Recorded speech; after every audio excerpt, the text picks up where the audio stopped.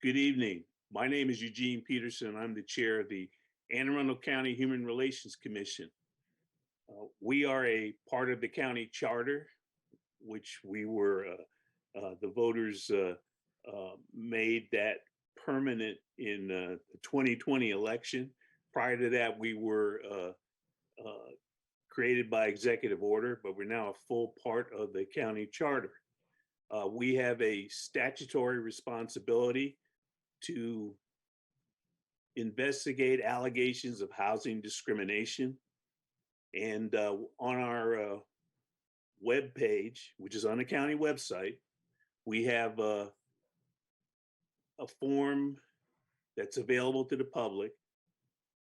And right now it's in English, but pretty soon I believe our HRO can confirm this later. It will be in Spanish, and we're having it reviewed by the county because we already had it translated, but we're having it reviewed. And that form will allow any citizen to lodge a complaint about housing discrimination. We have a further broader charge to fight discrimination in Anne Arundel County to meet the goal that the county executive and the county council have of making Anne Arundel County the best place for all. We have taken some actions in concert with other groups in the community to emphasize the diversity and the unity of the county. And we will continue to look for ways to do that. Having said that, I will now call the meeting to order.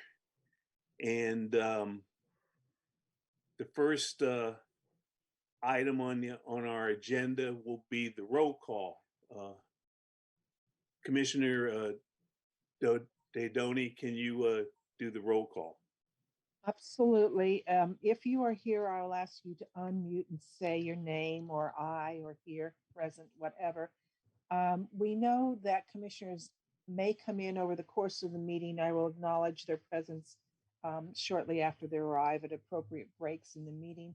I am Commissioner Mary Daydoni, present.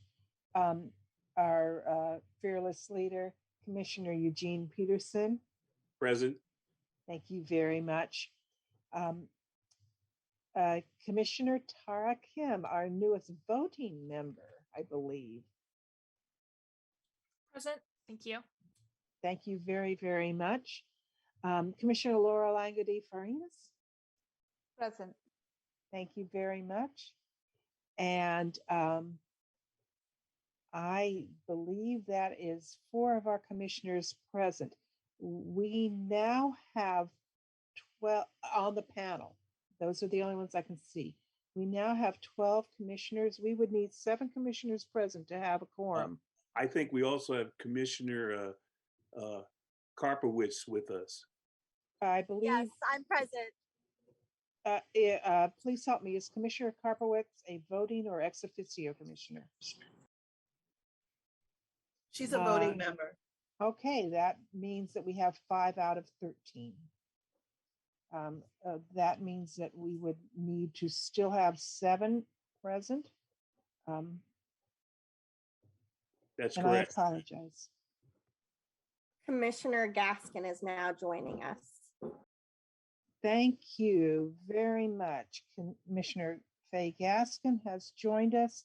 We now have 6 out of 13 commissioners present. We need 1 more to have a quorum. Commissioner Edwards should be joining shortly. And Commissioner Edwards has just joined us, and we now have a quorum. Thank you, Commissioner Daydoni. Commissioner Daydoni informed me that earlier we talked, and we will not be approving January 18th and February 17th meeting minutes. They will be approved at our next meeting in April. That's correct, Commissioner Daydoni? That is correct. Okay, great. I'd Commissioner Peterson, you're muted. You're on mute. I'd like to amend our agenda at this point in time with general consensus. We have Major Hassapush. I hope I got the name correct, sir, and you can correct me later. But the major has some time constraints, so he asked if we could move him ahead on the agenda to give us his analysis of the data we're seeing on trends in terms of hate bias incidents in the county. So if everybody's okay with that general consensus, I don't hear any disagreement, I would then move to Major Hassapush, and I will give the report, I believe, on the critical race theory forum planning meeting after his presentation, along with others who were part of who can fill in any gaps I might leave, who were part of the planning meeting. Major. Oh, after Commissioner Major Peterson, I'm sorry. Go ahead. After Major Hassapush's presentation, we would like to introduce a guest, an unexpected guest who's with us. Is that okay? Sure. Thank you. I can defer to the introduction of the guest if you'd like to do that. That would be very kind. Thank you. Yes. Stacy, could you do our introduction for us? Hello, I just wanted to introduce myself. My name is Stacy Gordon. I'm the new Boards and Commissions Coordinator. I recently started my new position, and so I just wanted to introduce myself, and I look forward to meeting you all. Thank you very much. Yes, fantastic. Welcome you. aboard. Nice to see Thank you. Yeah, thank you. Good evening, everyone. Again, it's Herb Hassapush from the police department. I'm going to try to share my screen if that's okay. Let's see here.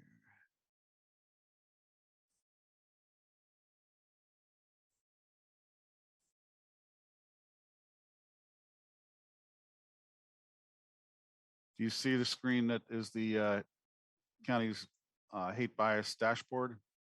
Yes. All right, awesome. Oh, So, we did. Oh, Oh, you yes. did. Do you We still see did. it? It's gone from the dashboard to the parent screen, which appears Yes. to be the Arundel stat. We're back at the dashboard. We're Back at the dashboard. Okay. Awesome. All right. So this dashboard is produced by the Arundel Stat team and is available on the county website. This reflects the 2021 hate bias incidents that were reported to the state based on the state and FBI reporting requirements. I know that sometimes there's some confusion between the two, so maybe I would just like to take just a moment to explain how the reporting is documented and what we feed to the state and are required to report on. So of course, in Maryland and here in Anne Arundel County, we follow the National Uniform Crime Reporting Standards. We just switched from the summer reporting system to the National Incident-Based Reporting System this year, late in 2021. It doesn't affect the numbers for 2021, but 2022 and moving forward, we'll be able to gather more information and more structured information on hate bias offenses and incidents as we move forward in the future with the new records management system that we have. So the FBI requires us to report, and they receive data for crimes or offenses that are motivated by hate or bias. The state of Maryland also collects that information, but they also collect information on incidents that are not criminal offenses that are motivated by hate or bias. A good example of an incident that some people may remember recently down in South County, we had an incident that occurred where there was material distributed, thrown in people's yards that targeted hateful rhetoric toward the Jewish community. So everything being equal, that's not a crime, but it was an incident that was reported to the police department that we documented and then also passed on to the state of Maryland because it was an incident that was motivated by hate bias toward that protected class, religious class. So when looking at these incidents that occur and these offenses that occur, we have to analyze, and our central records team does a good job looking at these and trying to figure out what the underlying motivation was. An example of a incident or offense that does not get reported, but may seem like it has a hate bias overtone would be an incident where, and we see this pop up often, is where there might be some dispute, and the dispute starts off with having nothing to do with motivated by hate or bias. Usually it might be a road rage thing, or it might be a dispute that a customer is having with an employee at a restaurant or a store. And the motivation for that dispute starts off because somebody felt like they were something's wrong, right? So there's this verbal dispute that occurs. And then in the middle of it, as the emotions rise, the hateful words are used against one or the other person. So while we still document those when they're reported to the police department, those are analyzed. And because they're not, the initial offense or the incident was not originally motivated by hate or bias, those don't end up getting reported because they don't meet the definition of either the state or the FBI's definition of hate bias incidents. So we feel in Anne Arundel County that we may over-report some things or take reports, but we're happy to do that because if we over-report or take reports that come in that have to be scrutinized and dissected a little bit, we know that if we're getting more reports that officers are writing that don't meet the criteria, that we feel pretty good about that we're getting the reports that need to be reported and do meet the criteria. And it's a sign that we have a pretty good trust with the community that they feel okay and good about reporting to the police department, and that we will take all those things seriously, which we do, even if it doesn't meet the requirements to ultimately being reported to the state. So I know that was a little bit long-winded and maybe confusing, but there's a lot of nuances to the way that these statistics are collected. So having said that, in 2021, there was 38 incidents/offenses, and of those, about 87% where the bias was related to somebody's race or ethnicity. About 8% were related toward a person's sexual orientation, and about 5% of those were based on somebody's religion. Of the 38 incidents that were reported, 6 surrounded a criminal incident. 5 of those cases were closed by either an arrest being made or charges being placed. But however, none of those were found to be conclusive that it was definitely motivated by the hate or bias. It was close enough that we felt that it could have been, but a final determination could not be made, at least to the extent that it would be proven beyond a reasonable doubt for the state's attorney's office to prosecute it with the enhanced penalties of a hate bias incident. In one case, it was juveniles that assaulted a woman. A couple other cases were actually domestic related. And even though that might have been the underlying thing, some of the issues seemed to pop off with starting off with derogatory language toward somebody else that's in the home or something like that. So like I said, 5 of those 6 offenses were closed by charges. One of those offenses was vandalism at a school inside of a bathroom, and just could never determine who did it. So that case is open and the suspect could not be identified. So if looking at the chart that's up, the incident type, there was 31 of them were verbal intimidation related. Again, it's people using words against each other. There was 2 assaults, 2 vandalisms, 1 disorderly conduct, which sometimes is cross mixed with verbal intimidation. The victims, there was 20 victims were Black, were African American, 4 victims were Hispanic, 4 were white, 3 were from the LGBTQ plus community. 3, the victim was multiple races or backgrounds. 2 were unknown and 2 were Asian. And of the offenders, 21 were white, 7 were black, 6 are unknown and could not be determined, and 3 were of multiple races or backgrounds, and 1 was Asian. Looking back at previous years, in 2020, there was 62 incidents, and in 2019, there was 85 incidents that came in that were reportable to the state and the FBI. And the numbers are down, trending down.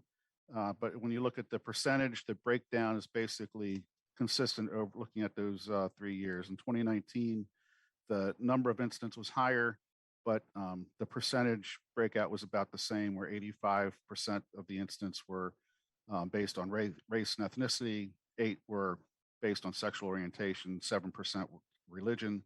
In 2020, it was 87% race and ethnicity, 6% sexual orientation, and 6 based on religion. So that's the basic breakdown of looking at 2021. We'd like to see that things seem to be trending down, and we don't see any particular trends in a particular part of the community. We do, if you look at the map, there is a little hot spot in the Glen Burnie area up toward the top of the map if you're looking at the screen. Of course, that's a more densely populated area of the county, so more people are interacting with each other in that area. Does anybody have any questions? I have a couple. In our annual report, we use a different number than the 38, because my understanding is that the Anne Arundel County Police Department collects more than just that is reported to the state. And the number that I saw was about 155.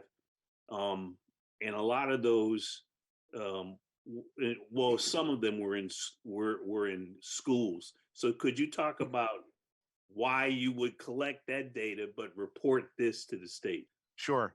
Yep. So there's 155 and these 38 are among those 155. And the difference in numbers, the remaining difference between 38 minus 155, those are reports that were written by officers where they tagged it as hate bias related. And in most of those cases, what has occurred is that something unrelated to hate bias started. And then during that incident, and most of them are where derogatory terms or words are used. So like in some of the schools, there's there might be a fight or something, or some verbal argument that starts off because somebody is sitting in somebody's seat. And that's the motivation for the engagement with each other. And during the argument, when the emotions get high, somebody throws out a term, derogatory term toward the other person. And if that's term is in the hate bias kind of category, that's when that's tagged, and we look at that, and then our central records folks dissect that and see if it meets the definition of the reporting requirements. So that's why I think it's a good sign that we are over collecting information that we have to dissect to see if it meets the requirement. And it's a sign to me that we are taking complaints seriously when people raise them, and it gives us an opportunity to, even if it doesn't meet the state or federal definition of a hate bias incident or hate bias offense, it gives us the opportunity to get other resources involved. If it's at school, it could be the school counselor, or if the juveniles are diverted to our START program, or even if they're charged on a juvenile citation for assault or something like that. If we know that that's part of the incident that happened or bubbled up during the engagement with each other, then we can address that too in the appropriate way, and to mitigate any future things from happening, and trying to nip things in the bud, as they say. Great, thank you so much for that explanation. Want to make sure that the numbers we report are reflecting the data that's collected, because we send that report to the county executive and to the county council. And I also saw that if you look at how the larger number trends, it looks like those kind of hateful statements, let's call them, that had happened sometimes, or the fights that happen, happen in 3 specific councilmanic districts, 1, 2, and 3. And I think you collect that trend data so that you're on top of what you see, and you can better aid schools and others with that data. Is that correct? Yep, we certainly can use it as a pulse of what's happening, just so that, especially in the schools, where our school resource officers have a better understanding of what to look out for, and can promote maybe different programs for, getting people to get along a little bit better, and getting people to know each other a little bit better. And, that's the key. A lot of at least in my mind, is that, sometimes if you're not exposed to certain groups of people, or you have a different background, until you get to know people, it's amazing what barriers get broken down once you actually sit down with people, and you find out that everyone has more things in common than things that they don't have in common. But sometimes those barriers are up, and it's if it puts us in a place to help facilitate, bring the barriers down, that's good for everybody. And finally, and if anybody else has any questions, please ask. But you also do presentations in the schools, and I imagine this trend data, in the larger sense, helps you look at where there would be schools, and predominantly, I think a lot of the reported incidences that I saw were middle schools and high schools, and that you would spend time making presentations. You give presentations, I believe. Could you talk a little bit about that? Yeah, in the high schools, and then most middle schools, we do have school resource officers, and they're involved in many things. Work closely with the administrators at the schools, and they certainly have a pulse on what's going on in their schools. They really don't even have to wait for the data to be crunched and analyzed and sent back to them. They kind of already know, and certainly prioritize any kind of discussions or presentations that they have to mitigate those things that are bubbling up in their school. Great. Any other questions, comments from other commissioners? Yes. Yeah. Oh. Yeah. Yes. Okay, go ahead. Thank you very much, Major Hassenbusch. I am not as optimistic as you are. I stay close to what's happening in the schools. The incident reports are elevated in the schools. These data come from COVID, and the persistence of hate speech, particularly in those 3 councilmanic districts, is just that. It is persistent. The school system is doing as much as the police department to try to curb this, and it's persistent. I offer that. I feel free to refute what I'm saying, or provide additional information, or perhaps address the futility of our efforts. But I would like you to comment on that. I don't have any dispute with that. The data shows that those particular areas in the county are, where the reports are coming from. Again, the upside is that people are reporting, and that we are taking those reports. Some of the things when the incidents are, even though we document them, it's hard for the police department to solve that problem. It's hard for the school system to solve that problem. It's hard for probably anybody on this commission to solve that problem, because we don't have the ability to get in people's heads. The only thing that we can do, I won't say the only thing, but we need to make sure that people feel safe, and that people are in fact safe. That's what we try to do in the schools. That's one of the benefits of having school resource officers in the schools, to provide a level of safety. And, we continue to, document things and look for these trends. Wish it could be better. And there may not be a silver bullet to solve all the problems, because the people's beliefs and issues, start within themselves. And, whether it's taught, wherever it's taught, whether it's at the home, those things are hard for us to, those are tentacles that are hard for us to reach into. Thank you very much, Major Hassenbush. I think we're seeing things identically.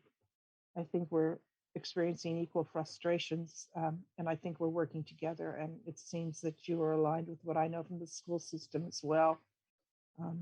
I just don't want to diminish the pain that's being felt by the students and parents of students and observers for the daily harassment, for all the reasons you listed. Thank you for the work. Yes, ma'am. Yes.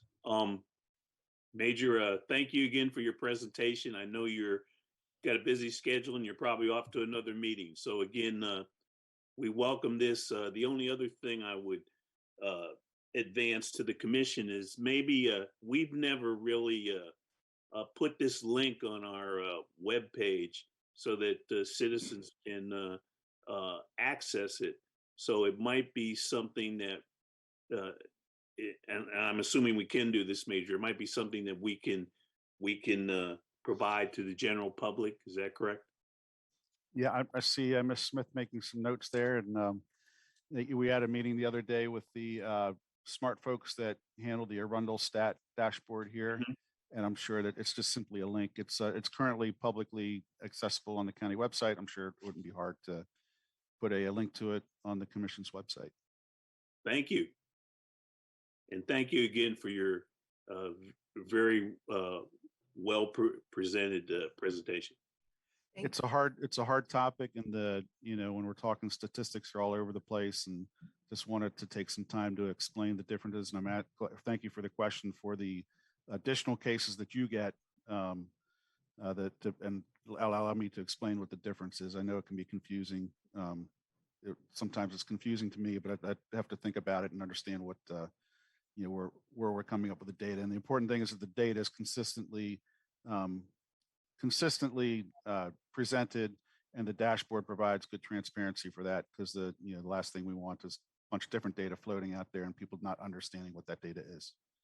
I agree. And I think that one thing that we failed to say is that what basically governs the reporting to the state is the state statute, which is very specific in what is considered a hate bias incident, or to be more specific, a crime. And so that has a lot to do with the difference in data being reported. Yep. And there's some counties in the state that still don't see any, which, I think that's the reporting thing, not a reality thing. Right. But, yeah. All right. I'd Thank like you. to point out that Human Relations Officer Ashley Smith has had her hand up. Oh, I did not. Thank you. Major Hassenbush, I didn't have any questions for you. So, so if you were leaving, from my perspective, that's fine. I just wanted to remind the group that the last time we talked about this data was in January. And at that time, we floated some questions just for consideration about what we should do with the data once we're aware of it, and how, the commission might be engaged with making sure that there's some awareness, maybe communicating with partners in some of the hotter spots, so to speak, collaborating with other organizations for their general awareness and some strategy around these things. And I think it dovetails nicely with some work that we've been doing around the Chesapeake area, and some work that we've been doing with the school system. So later in this meeting, I am going to be making a proposal about developing some subcommittees.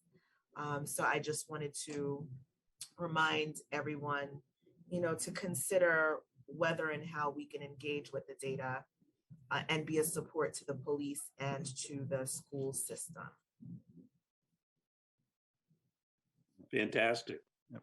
Thank you. And then also wanted to mention before I roll out, next month, we were invited, the police department was invited to bring some subject matter experts to the commission that could talk about symbols and other things and explain a little bit deeper about how we monitor trends in the region and at a national level and how they affect us locally.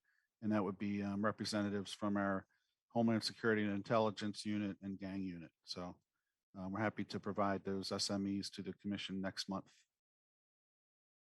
Fantastic. We look forward to that presentation. Yes, so I'm going to go now. I appreciate the courtesy of letting me go first. I do have another meeting I need to get to by 7, so I appreciate it. Thank you very much. You're most welcome.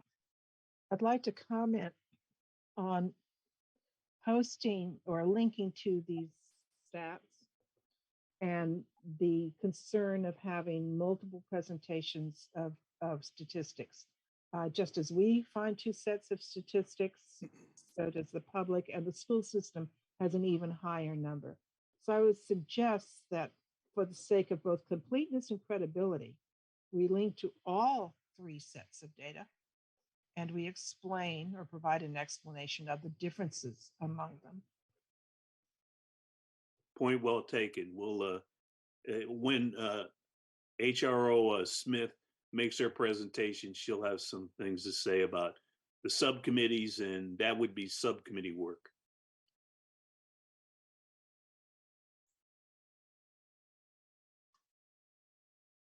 Okay.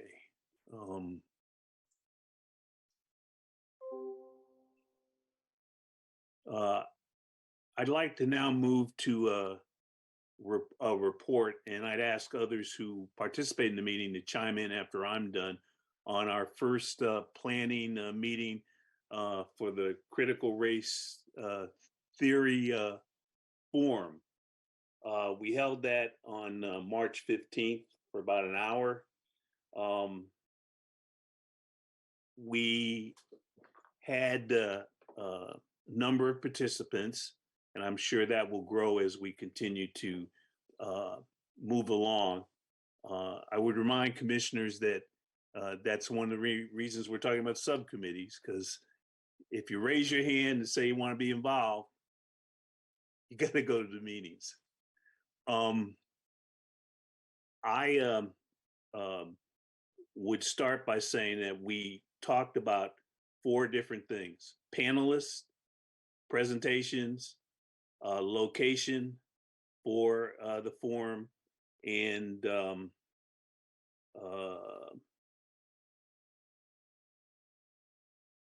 for question and answer periods.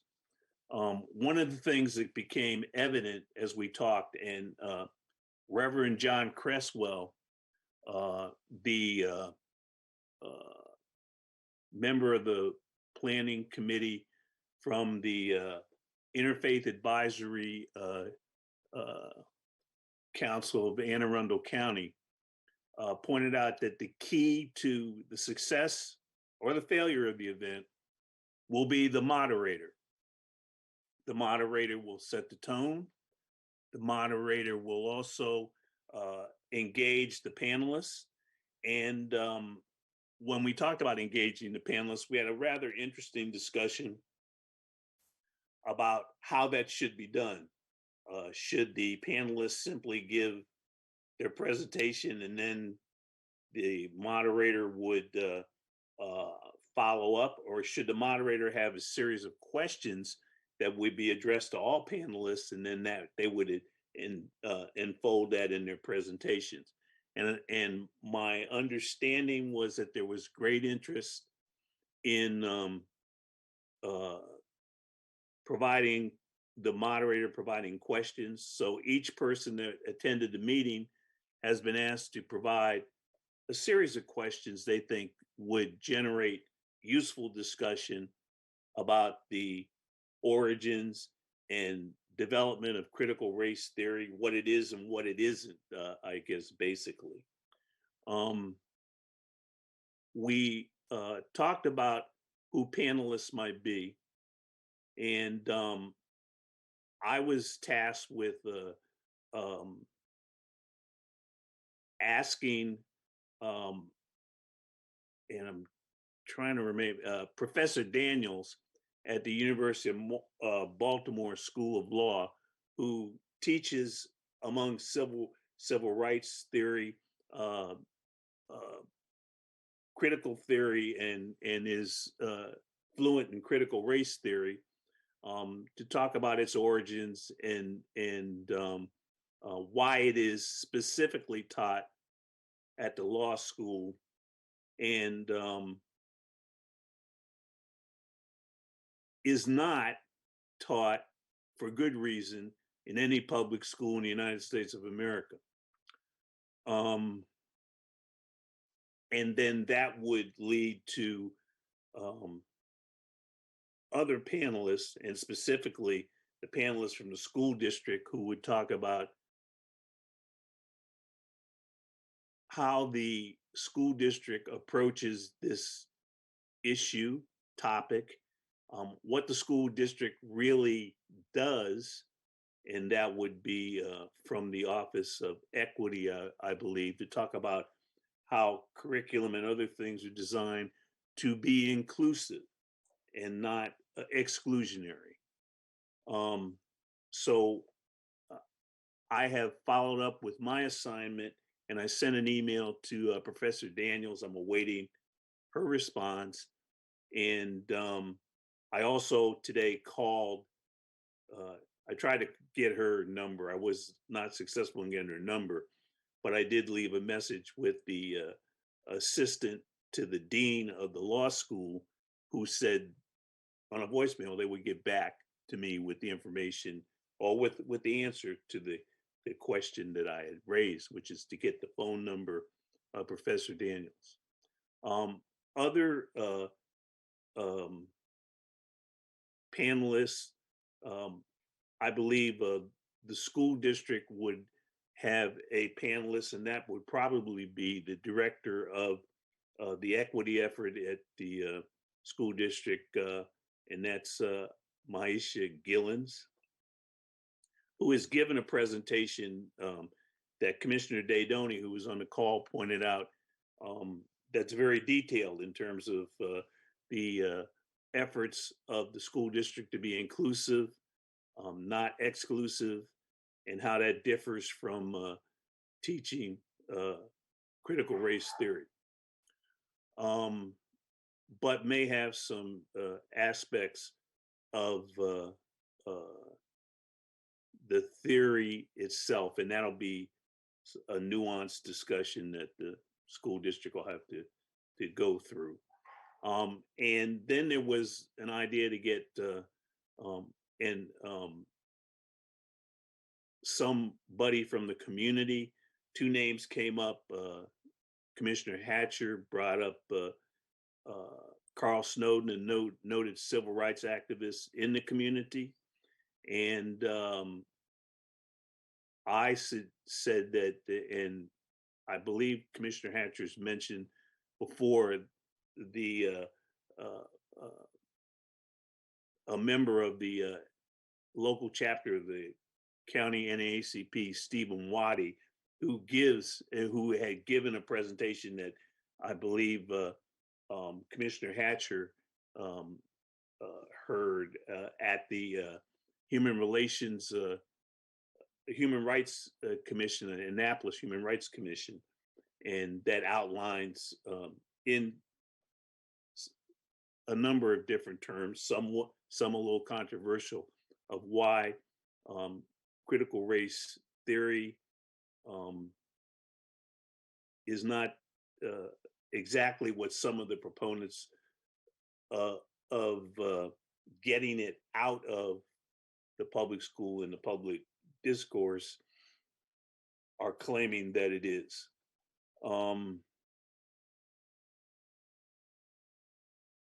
As in terms of a location, we have talked with the library system, and I've been assured, but I will send an email to reconfirm that we would be able to have the forum at the Bush Library in Annapolis.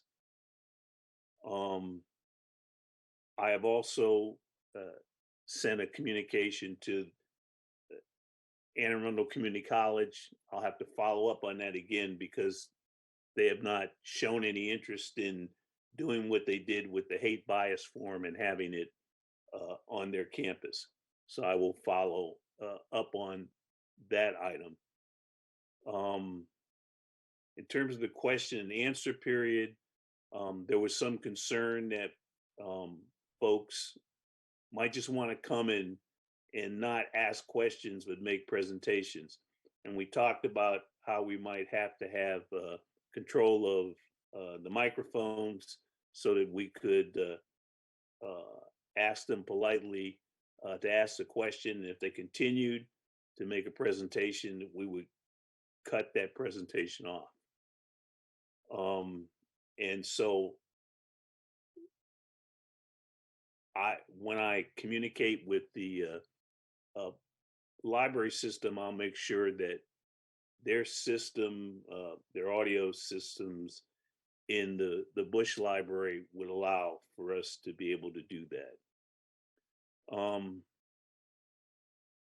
We then concluded the meeting, and I have sent out a call to those who were there and those that weren't to have another meeting the last week in March, and the dates were the 28th, 29th, 30th, and 31st. I've gotten a couple of replies back and look forward to getting other replies to the call on the meeting and the questions that folks think the moderator should pose. One other thing that we did discuss was that, and I said this to Reverend Cresswell. He made such a great presentation about how you go about soliciting meaningful, respectful dialogue from people that he might be considered as our moderator. So I just left that out there and didn't ask him to commit to anything. So that's a summation of the meeting as far as I know. Does, check, I have to check and see.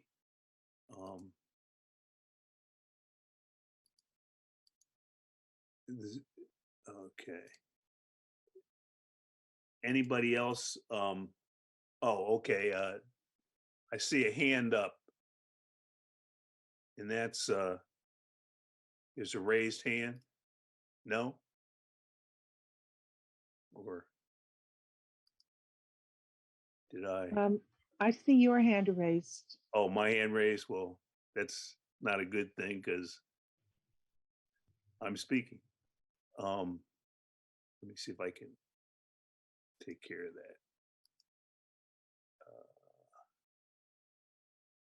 Oh, me.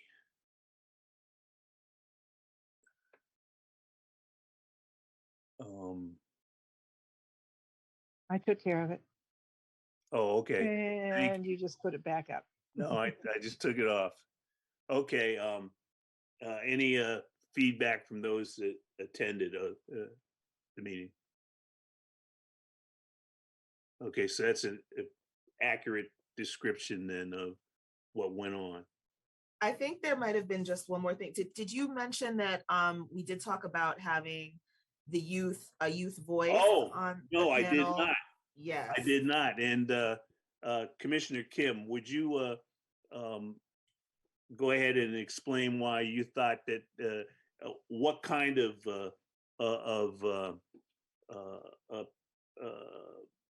presentation youth might make and how they would direct it during the panel? Thank you, Commissioner Peterson. I really appreciate the added input in. But I definitely do think that incorporating youth in the panel is super important because we're talking about putting CRT in schools or even just educating people on it. And that would be, technically like our new generation. These are the people that have opinions that can still be molded.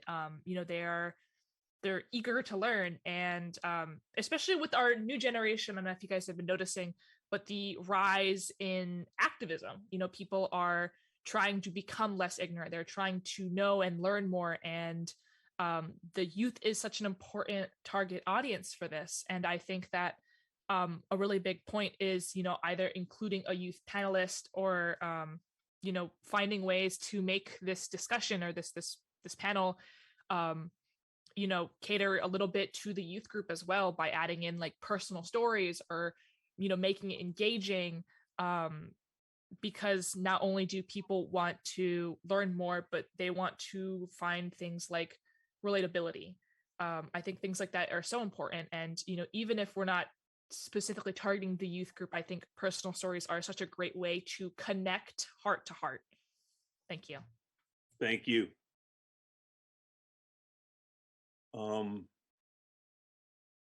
Any other comments from other commissioners? Commissioner Hatcher has her hand raised. Oh, okay. Good evening, everyone. I also wanted to add and maybe even bring it to the commissioners. We were with the CRT forum, we were trying to find some diversity and was thinking of someone who has a strong opposition to CRT. So if anyone that's on today, if you know of someone or you may want to suggest someone that we can possibly reach out to see if they will be willing to share, their thoughts on CRT and why they don't think it should be a part of our curriculum, please provide that name. I know Mary was looking into someone, and I think Eugene was going to follow up, but just wanted to throw that out there as well. Thank you, Commissioner. I want to add that none of us believes for a second that CRT is being taught in the schools. It's not, but it's being used as a phrase for other things, including basic equity, diversity, inclusion training, or teaching, or even historical teaching of history. So there are those who are opposed to the impact that those activities, those curricula can have on students. And that's what I was referring to. Somebody who could speak to the concerns about unvarnished history. Thank you. Thank you for the clarification.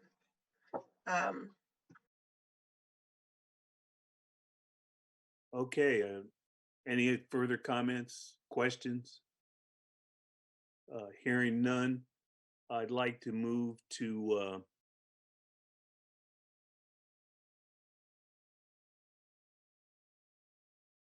I believe the next item would be a update on Triton, Triton Beach, and that would be Commissioner Call. Good evening, everyone. Excuse my tardiness this evening. The only update I have is that I'm in the process of contacting local organizations for additional support in my request. But I did want to ask that at the next commission meeting, we will make a vote on adding the plaque to Beverly Triton Beach to represent the history of racial discrimination that occurred. So if that's okay with you all, I'd like to make sure we can get that vote on the calendar for next month.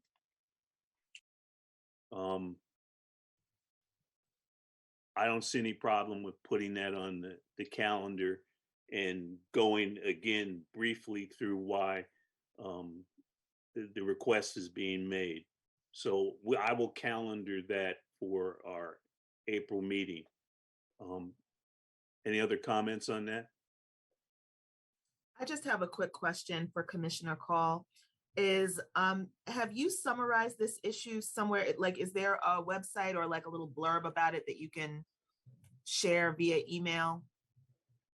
Actually, I did a short presentation at the last meeting, but I did type up a short summary, and I know the citizen Mike Lofton, who reached out to me regarding this request, it was his idea.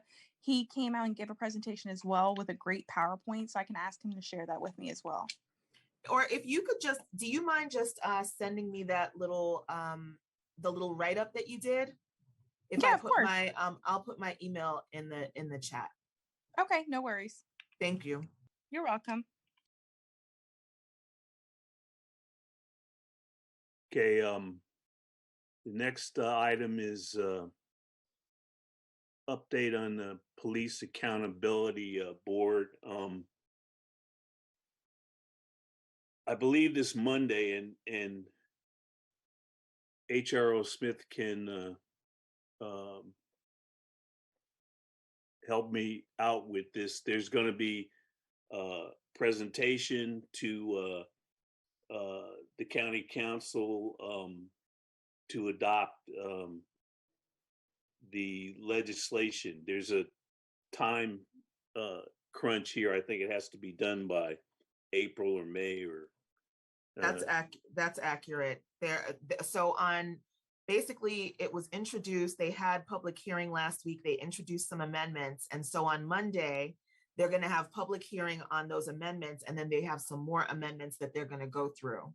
So, and I'll talk about a little bit more about just requesting people to come out to public hearing if they'd like. But yes, that's right. And there is a little bit of a time crunch because everything I think needs to be effectuated by, I want to say July 1. Right, I believe that's correct. And I think I've already sent out to all the commissioners the proposed legislation. I sent that out in an email. So you've had time to see it and review it. If you have not reviewed it, I would strongly urge you to do so. And I also sent out the NAACP, I think Stephen Waddy made a presentation on it, and I sent that out to you all. And if I haven't, let me know, and I will send that out. And I recently sent out the ACLU information, their response to certain legal issues, which is in, I think, contrast to our Office of Law. So we did not get an Office of Law because that's up in the Office of Law. I guess they're reviewing that letter. So could you check Asha with the Office of Law and see if there's anything that they would like me then to send out to commissioners that is a response to what the ACLU sent out, because I want to be open and honest with everybody about where we are with this. Prior to the final vote, I would like to also calendar this issue for April. So I want everybody to do their homework, because we need to have a discussion about whether we want to take a position, whether we want to testify, whether we want to join in support with other activist organizations on the legislation. And it may end up that the Office of Law is right, and some of these things that folks want, which makes sense. And I've had conversation with a council member who saw some of it as making sense to incorporate in the legislation, are prohibited by statute, and that the state might have to make some changes to statute in order to allow, especially for more investigative powers, separate from the police department. So unless there are any questions, we will calendar this for April and go forward. Okay, I think now we're to the update from our human resource officer. Hello, everyone. Good evening. I'm glad to be back with you. I wasn't here last month. I understand that there was a very robust presentation about housing, the structure of housing and fair housing in the county. And so I hope everyone enjoyed that. I don't know if there were any questions or if anyone, had any feedback that they wanted to share about that. If you do, feel free to, you can shoot me an email or just drop something in the chat. Okay, so first I'm going to give you some updates from the county executive's office. There are some points of general information that I think it's important to bring to your awareness. The county has received its first ever AAA bond rating from Moody's. This is actually a really big deal because it's an indicator of the financial security of the county. We have a team in our budget office led by Chris Trumbauer that worked really hard on this in partnership with finance. And so basically what that means is that the county financially is in a really, really good position. And so that's an accomplishment that, the county executive is sharing. It affects our collective, prosperity and the types of resources that we can have available to us as a county. So I just wanted to highlight that. Another, budget related announcement that I have is about the Senate Omnibus spending bill, which recently passed. There were a few investments specifically for Anne Arundel County that passed. And one of these is a $3 million community center in Brooklyn Park. We were allocated those funds. So a community center apparently is going to be built in Brooklyn Park. And obviously, that's a community where that sort of a resource is vital and great for the health of the community and for the residents. I wanted to let you guys know that there is a pedestrian and bicycle master plan update for Walk and Roll Arundel. They're taking public comment on this. I always try to bring these issues to the commission because I think it's important for everyone to know about these public comment periods and for diverse folks to have an opportunity to comment on the way that public resources are utilized. And so this is about pedestrian and bicycle usage. There's a master plan update. It's available at aacounty.org/walkroll. I'm going to drop that in the chat. And so if you want to visit it so that you can see, if you want to publicly comment on it, please go ahead. It's open for public comment through May 27th. In connection with what our chair was saying, the Police Accountability Board, the applications to serve on the board is now live. This is an interest application. And so what that means is that if you think you'd be interested in serving on the Police Accountability Board, you can fill out an application. There are some preliminary things that will qualify or disqualify people from serving on the board. The interest application is intended to identify those things so that if, for example, for some reason you can't serve, so as an example, active law enforcement officers cannot serve on the Police Accountability Board. If you're an active person, if you're actively in law enforcement, you can't serve. So you can go to the website, you can fill out the interest application, and they will be getting back to folks for more information when that time is appropriate. I'm dropping the link to that in the chat. So that's aacounty.org/police accountability board. There are a couple of grant opportunities that I wanted to bring to your attention. The Anne Arundel grant has a deadline of March 31st. They're giving money for programs that address the needs of children and families. And so obviously that's a good opportunity for people. Please apply. There's another grant that BGE is providing called Energizing Small Business. These grants are being provided to underrepresented owners of businesses to help them pivot in response to the pandemic. So, businesses that have had to do some different things because of the pandemic, because of health-related restrictions or new sensitivities to health-related issues. They're giving money to those businesses. And the deadline for that is March 25th. Again, that's the BGE Energizing Small Business Grant Program. And then I'm going to talk to you about the bills that are up for public hearing on Monday.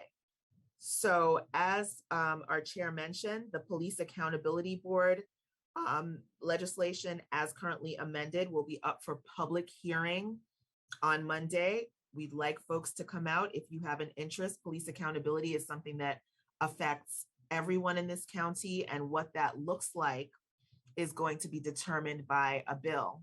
And so it's really important, if you have strong feelings about it, if you'd like to be present and be heard about that bill, please come out to the council meeting and let your voice be heard. The other bill that's up for public hearing, I've talked about here before, it's our language access bill. It was introduced a few weeks ago. This bill is going to ensure that all of our departments and all of our residents know what to expect with respect to persons who have limited English proficiency. And so we have a bill. The bill is pretty straightforward. It was introduced. It's up for public hearing on Monday. If you'd like to come out and support the bill, please come to the county council meeting. The county council meetings are held at the Arundel Center at 7 p.m. And so you can come out and lend your support if you'd like to do that. There's some key events coming up. If I didn't say this already, Happy Women's History Month. We're halfway through. And so the county executive's office for the 4th consecutive year is partnering with the Council of African American Leaders to host the 4th annual Michelle Obama Awards. They'll be honoring 10 county women, and I can give you a quick list. Alderwoman Karma O'Neill from the Annapolis City Council is an honoree. Bumi Omisori from the Board of Education. Gloria Dent from the Board of Education. Deputy Chief Mayors from the Fire Department. Pastor Sarah Yoder from Joy Reigns Lutheran Church. Laura Varela Adeo. She's the outgoing chair of the Immigrant Affairs Commission. Ethel Leon. She, I believe, is the coordinator for the Se Fuerte Annapolis Facebook group. Chong Yi, who's the CEO of the My Life Foundation. Terry Henson, who's a community advocate, and I believe she's the mother of our delegate, Shanika Henson. And Susie Smith from the city of Annapolis are all going to be honorees. The awards ceremony will be held on Tuesday, March 29th at 6. It is an invitation only event. However, it will be streaming on the county executive's Facebook page and on Arundel TV, Arundel TV's YouTube site, and it will be on Arundel TV. So you can, watch and celebrate with these women. On March 30th, from 4 to 7, the county executive's office, in partnership with the Workforce Development Corporation, will be hosting a community hiring event at North County High School in Glen Burnie. If you know folks who are looking for a job, I'm sure you know that the labor market is really different than it was before COVID. There are a lot of companies and folks looking for workers. And so if you know people who are looking for a job, please have them come out to the community hiring event at North County High School, March 30th from 4 to 7. Finally, in partnership with ACDS, will be hosting a workshop for first-time homebuyers. So ACDS was one of the organizations that presented here last month. And on May 12th at 6:30 at their offices, they will be hosting a workshop for first-time homebuyers. It's really important information as we look at making sure that opportunities and wealth are equitably, that folks have equal access to wealth. This is a really important initiative because it allows people to buy homes, right? And so they want people to have the information to go out and be able to invest in a home for the first time. Those are the events.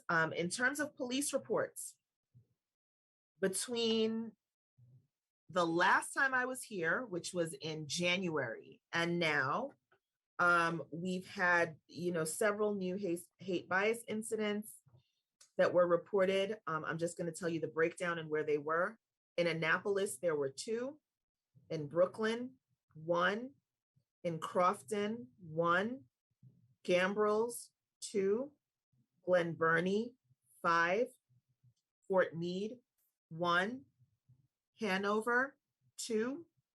Laurel, 1. Millersville, 1. Pasadena, 2. Severna Park, 2. So bear with me a second because I need to update this total.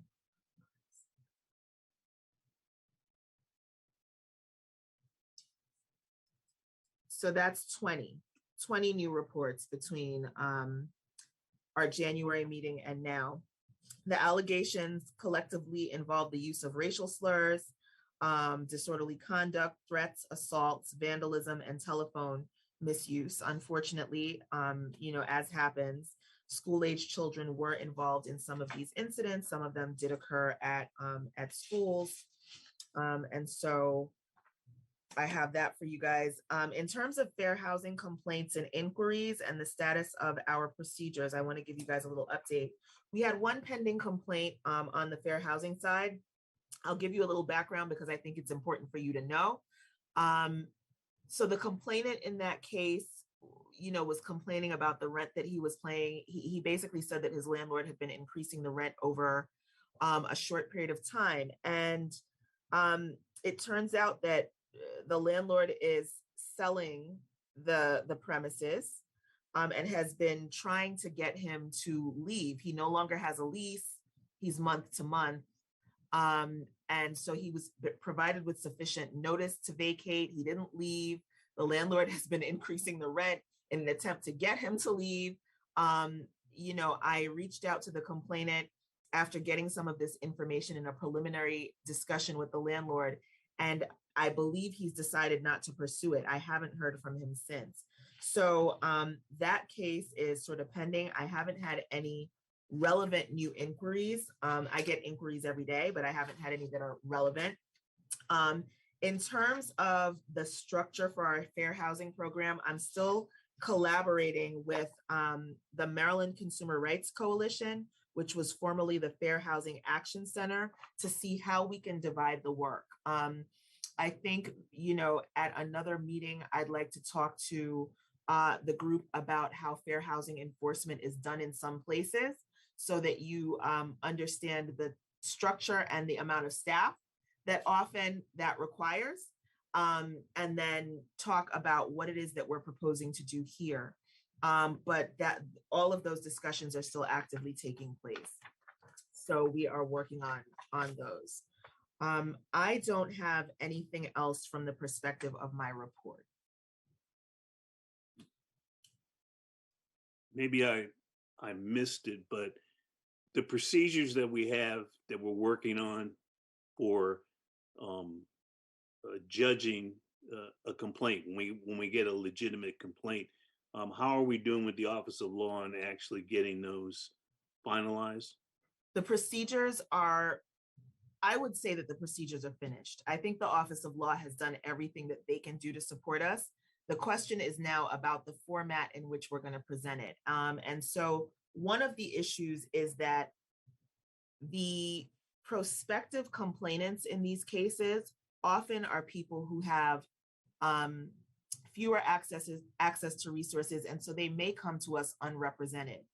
I personally think it's very important that the procedures serve as a guide so that they know what to do when they receive,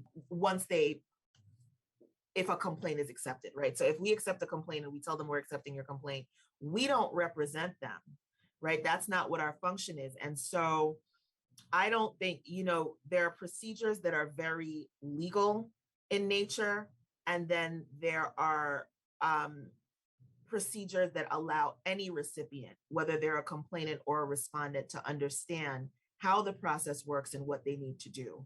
And so I am in the process of trying to bridge that gap, basically to make the language appropriate and not duplicative of what's in the statute. That was a little area where the Office of Law, where I think, the Office of Law has an approach. And maybe what I was seeking was something a little bit more pedestrian so that it's accessible to everyone. And so I'm in the process of finessing that language so that it conforms to the law office's standards. They've given me what I need, but that it's also a guide for people so that they understand what they're supposed to do if they're caught in a procedure. So can we anticipate maybe June or July we would have something draft? A draft. Yes, I think you'll have a draft well before June or July. Okay, I mean, well before June or July. I know you're busy, so I just wanted to give you a little flex time. No, I appreciate that, but yes, you'll have a draft. Okay, great. Thank you for the question. Oh no, thank you for a very complete report, Asha. Going to our next item, Commissioner Hatcher, is there anything to report from the Annapolis Human Rights Commission? So the only thing to report is presentation was provided by Mr. Carl Snowden. He's with the Caucus of African American Leaders, and he did a presentation on the state of race relations in Annapolis. He provided a wealth of information regarding the history and how far Annapolis has come in regards to race relations, and but it still has a long way to go. So he kind of challenged the human relations commissioners of Annapolis to get a little more involved in regards to that progress. Similar to Commissioner Call, if there's situations where there needs to be a voice in regards to race and segregation or prejudice, for the commissioners to have an active voice for progress. So I was very intrigued, and I'm hoping that he could be a part of our CRT discussion moving forward, because he is very passionate. The other thing was an update regarding the advisory panel on police review, on the police review board in Annapolis. As you already kind of stated a little bit, Chairman Peterson, that they are moving forward with that PAB, Police Advisory Board. And so the Annapolis commissioners were just kind of giving their input on how they see this moving forward. Outside of that, that is all I have. Is there any questions for me? If not, I will give the floor back to Chairman Peterson. Thank you. Thank you, Commissioner Hatcher.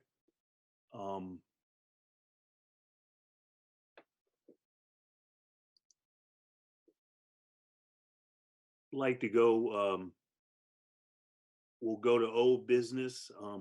There is none. New business, we have none. I have some new business. Oh, we do? Oh, excuse me. Sorry. I wanted to raise the issue of the subcommittees. Is this an appropriate time on the agenda? Yes, it is. Okay, thank you.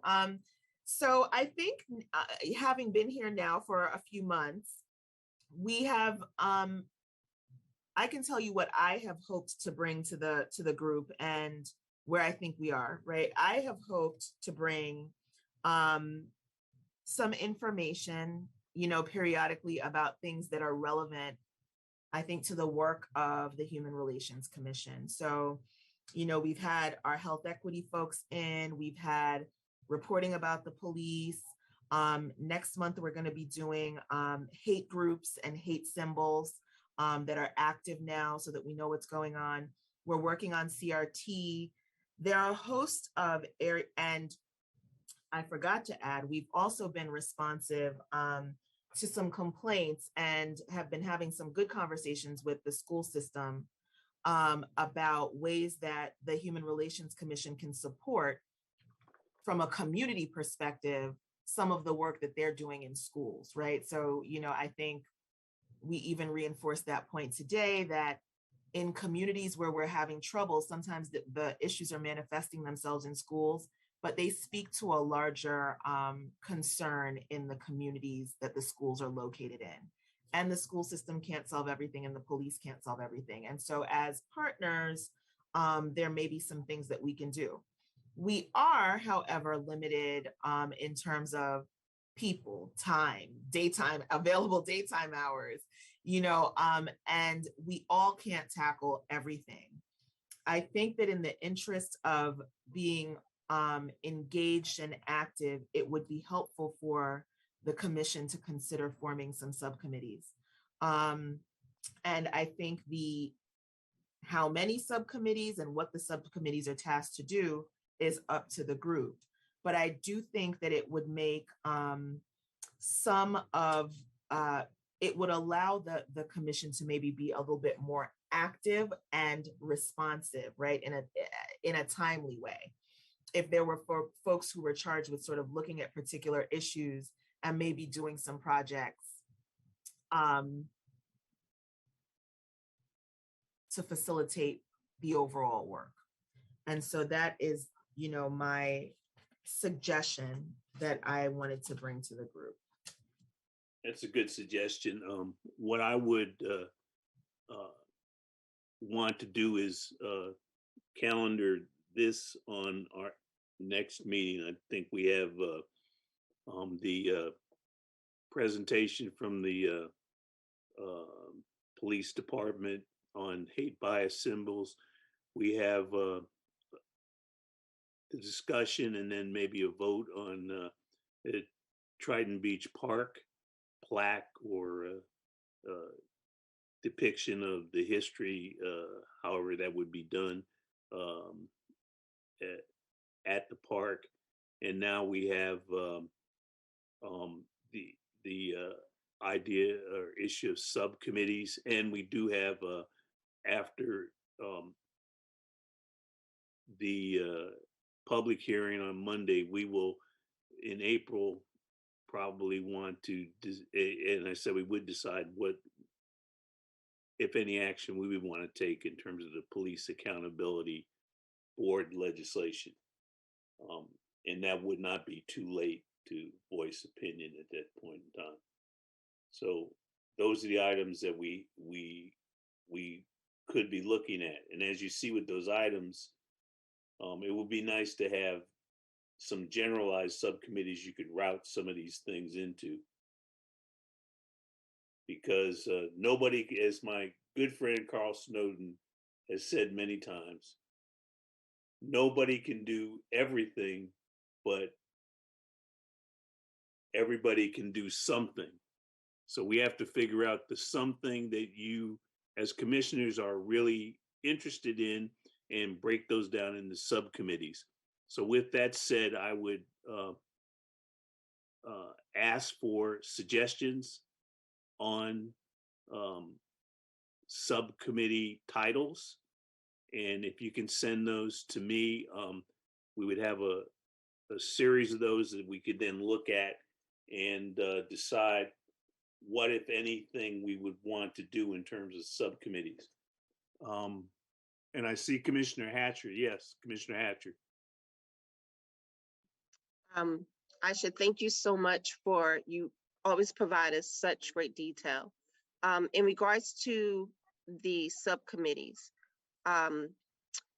how should we base what these subcommittees should be, you know, grounded from?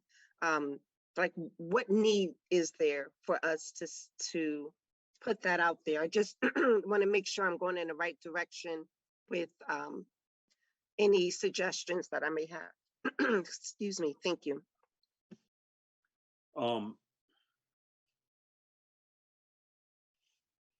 If I can get this right here. Was that question for me? Pardon?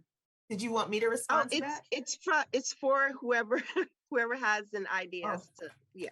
So you can if you want to. Okay, I mean, so I'll tell you just in terms of my thinking was, so for example, the hate bias issues are issues that we're always looking at. We look at those issues regularly, consistently every month, and we have to figure out what we want to do about it, right? I Okay. think knowing what we want to do is easier if we know who can and is interested in doing it. You know what I mean? Yeah. And tasking it to someone. So for example, there could be a committee that's dealing with or a subcommittee that's dealing with the hate bias Okay. issue. There could be, and these are just general, these are just thoughts. I'm not suggesting that these need to be implemented, but there could be one that's focused on just education, right? So if in the same way that we're doing this CRT forum, if we identify needs in the community for education, or, to host something like the hate bias forum or something like the CRT forum, we could potentially have a committee that focuses on education, like community education. And so they would sort of have the procedures, the protocols, know what to do every time. There could be a subcommittee that's focused on, community complaints and requests, right? Or there could be one that's focused on the fair housing issue. Just, it could be a few general committees.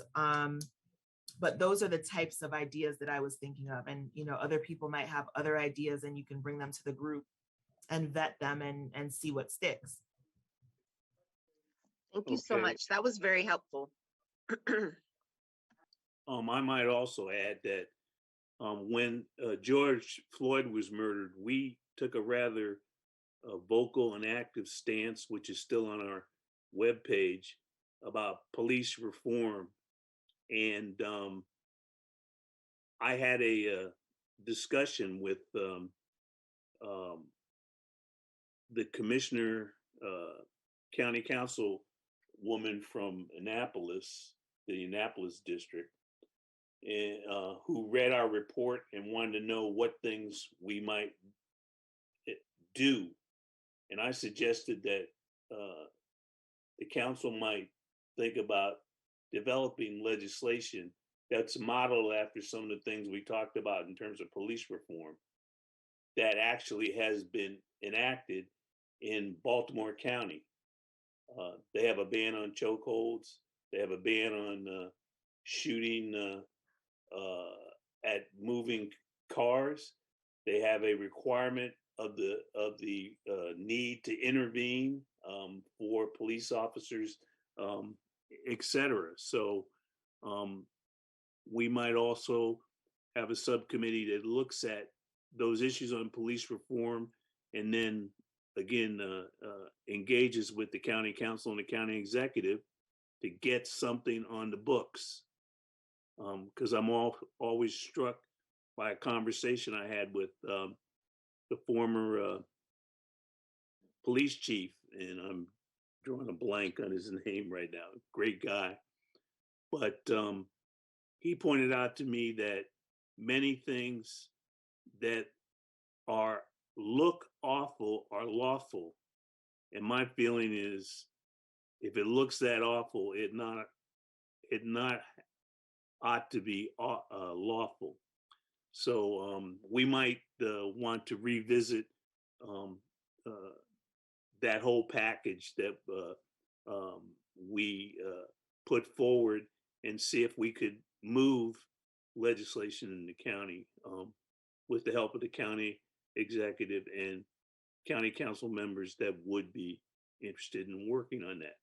Or if not, then we'll know that at least we've done our due diligence. So those are the kinds of things that we can do, as Asha suggested.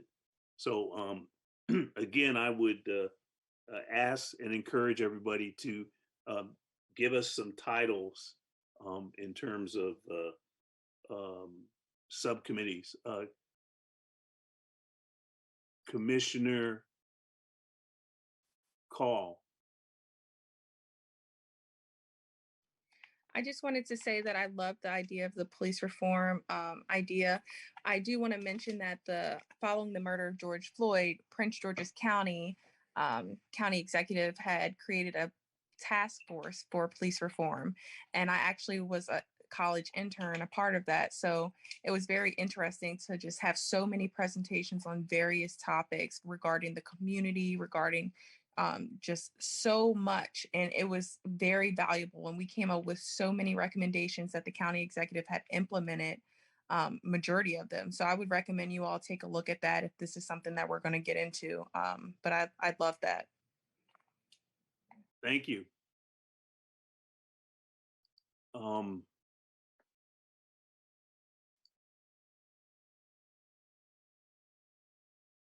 Now we're to since we amended our agenda on the fly and we had new business. At this point in time,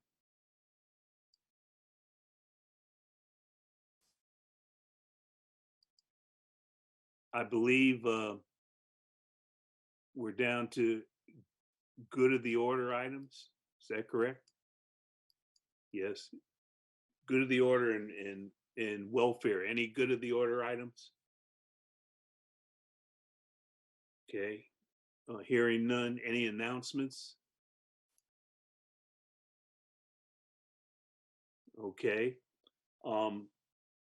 Then I will move on to say we have a monthly virtual meeting, and it actually coincides on every third Thursday, I do believe. And our next meeting is April 21st, 2022 at 6 p.m. And I will remember to be there at 6 p.m. next time. And at this point in time, I would ask for a motion to adjourn our meeting. We've had a very full and informative meeting. Is there a motion? Motion to adjourn. Okay, thank you, Commissioner Daydoni. Is there a second?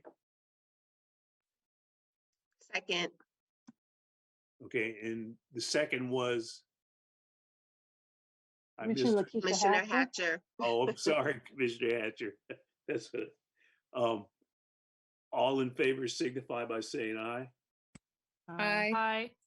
Any opposed? None opposed? Okay, we are adjourned until April 21st. Want to thank everybody who is listening or will hear this recording. And again, let's continue to work to make Anne Arundel County the best place for all. Good evening. Thank you, everybody.